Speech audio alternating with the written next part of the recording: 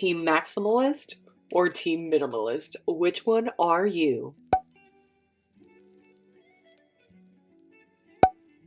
Hello everyone, welcome back to my channel. I am doing a video that was requested from my subscribers, and here we are. We're going to talk about the difference between what is considered maximal planning or deco planning and what is considered minimal planning. Now, you may recognize this planner because I did purchase this planner when I purchased this one in December of 2022, and she was part of my lineup and she's here.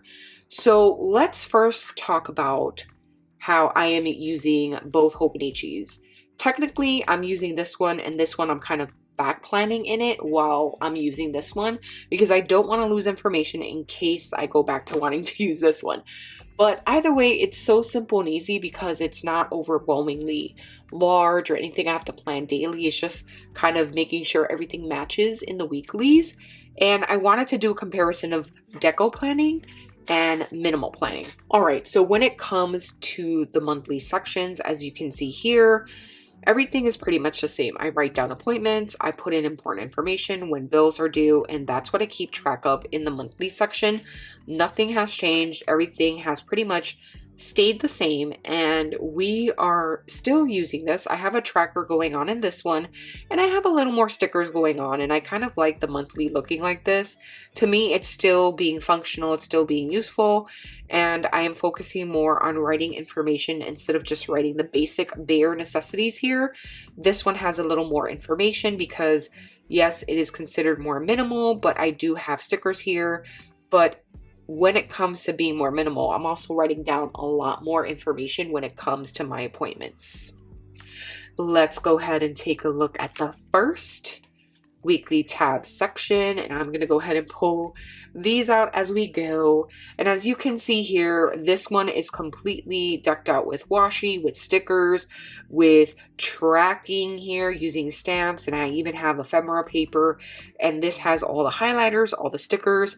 This right here is very different. So there is a distinct difference between this one and this one. And the reason I like using the minimal style of planning is that I can clearly see what is happening in my week. I can focus on what is important. And then with this one over here, I am trying to kind of match the aesthetic, and I'm more concerned with the aesthetic. Yes, I am planning functionally. Yes, I am writing to-do lists daily. Yes, I'm writing my tasks for the week. But at the same time, I'm also worried about the aesthetic. I'm also worried about how this looks. And most of us who really love to be in our planners and love to decorate our planners are that way as well. We just like for things to look aesthetically pleasing. Yes, there are going to be times that you messed up. This was my first week and I messed up and I literally had to put paper over it, put a stamp, and then redo this whole section because I messed up on this portion. So I really was worried about how it was going to look from one side to the next, and I literally used this to cover it up. So again, for me, it was like, oh my goodness, aesthetics. And I wasn't so concerned with what I was writing in here. Whereas with this one, as you can see here, I have a list of tasks here that I am accomplishing every single day. I have the main task that I need to focus on in the form of a sticker. And then I have my trackers here. I have my main focus, my weekly task, and then anything else that I need to do here, I will do for work. All right, let's look at another spread. Now this time I decided to draw my lines going completely across, and I saw Megan Renan doing this as well, Petite Gloom. She is on YouTube, and Lindsay Scribbles has used kind of this methodology as well, and I just really appreciate it. Again, here I love just decorating. I love stickers. I love being able to kind of really enjoy looking at my planner. And I'm not gonna lie, whenever I am wanting to flip through pages and just look at how pretty it is, I love flipping through these pages and hearing the sound and seeing what weekly spreads I created for myself. But at the same time, the more stickers I used, the less space I had to write anything else, and that's what I also noticed.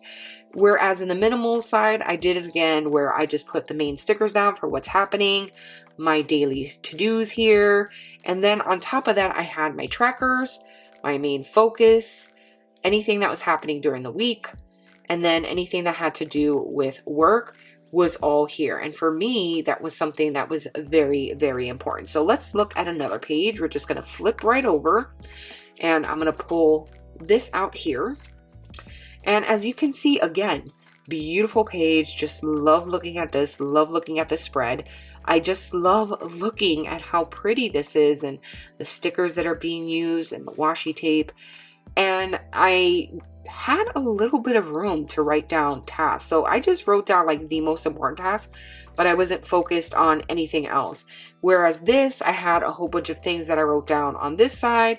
I'm able to clearly see what's happening. And another thing I did notice, and I was mentioning this before when I was just kind of looking through my planners and talking about my planning system, is that it's a little harder for me to read what is being crossed off because I am writing smaller. Whereas this one, I'm not crossing anything off. I'm just kind of writing everything that I need to do during that day or did that day down, and I'm leaving it alone because it's easier for me to read. So whereas this one is heavily focused on decor, aesthetics, color scheme, everything else matching, this is more focused on functionality. So you can clearly see another difference here, and it's letting you visibly see what you as a planner would like to do. This is more deco.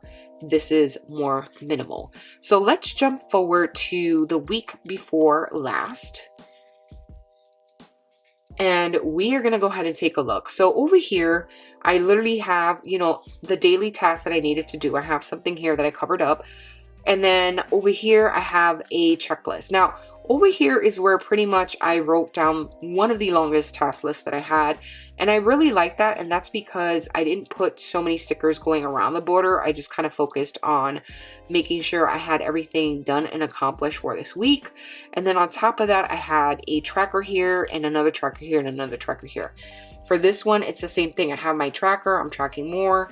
Then I have a list of things that I wanted to accomplish this week, my daily task, my focus stickers. So for this side, I wrote a journaling prompt or journaling response to Murder Mystery 2. I really love that movie. My husband and I were just laughing, and I was having a great old time. And the way we spend time together is by watching movies and kind of like talking about them, and then spending our weekends like that, just kind of relaxing, decompressing. And the last page to compare is this one right here. So again, we have a whole bunch of information. Now, this one I feel is like the one that I'm using to the utmost degree. So here I have, you know, a beautiful weekly spread. And this spread to me is just saying everything that I needed to say. It's saying it's springtime, we're tracking here. And as you can see, I have my dots. I didn't fill them in all the way, but I am making sure that I'm getting my tracking done. I try to get this in at least once a day. I have my task list here, and then anything that I needed to do goes here. I'm also kind of highlighting movies in gray. And then for this one right here, right, I have every single thing that I need to accomplish for this week. On top of that, I have all my trackers. I have my mood, what I ate for dinner, and the weather. So I'm able to fit so much more in this right here. And I see already such a difference as opposed to this one. Like, this one's really pretty. This one's really functional and minimal, and it allows me to capture everything that is going on during the week. And I even had another moment where I was able to journal about setting up kind of this system where it's becoming minimal. So I did back plan in this, and I spent the beginning of the week kind of back planning every single page from this planner, and it was a task with so much love. But I'm very happy with everything that occurred during this, and I just love that I am able to see everything that happened to the week and everything that was going on emotionally for me. I think it's a very good kind of analysis. And this is just the setup for this week that I have going on here. I have like so many different things that I want to accomplish. I have other things that I want to kind of make sure that I get or do. And it's already getting set up for a week of a lot of things that I need to kind of make sure I get done, right? This one I didn't set up yet because I'm just not there yet. And then finally, let's look at the back of the planner. I am probably going to share this page. Now we're going to go to the back here. And this one is very different. As you can see, like the back, I was trying to track my cycle. that's not really working out great for me because I already messed up on this and I'm just like, whatever. Here is important notes, right? Whereas this one is completely different. This one literally has like notes from the nutritionist that my mom and I spoke to about what she needs to eat, how it needs to look.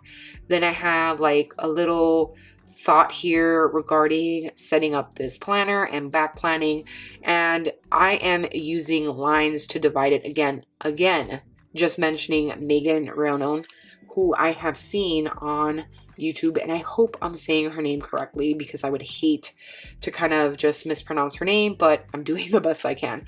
So this is giving you an idea of what Deco is, what sticker usage is, what maximalist planning looks like, and then this is very minimal. This may not look minimal to you, so if we actually go to the week before, this is more minimal. I have my little note here, and I'm able to see what is happening for the week. So I really hope this gave you ideas as to how to use your planner, how to decide whether you're someone who likes Deco, whether you're like someone who likes minimal. Either way, I think they're both really beautiful, really functional, and one may be a little harder for me to read because I have a line crossed out, so I may want to keep this one to archive. But then this is a beautiful notebook that I ordered from Japan, and it has the Aristocats kind of cover on it. So I do kind of want to keep it as a keepsake, which is why I'm trying to fill it. And for me, it's working more like a journal now, where I kind of make an entry of everything that I'm doing. Yes, but I'm also collaging with, like, you know, my different stickers and washi throughout the week. So that's how I'm looking at it. And this one's more like, you know, what's happening, what's going on. So thank you so much for watching. Let me know in the comments down below if you are team maximalist or team minimalist. And until the next video, bye.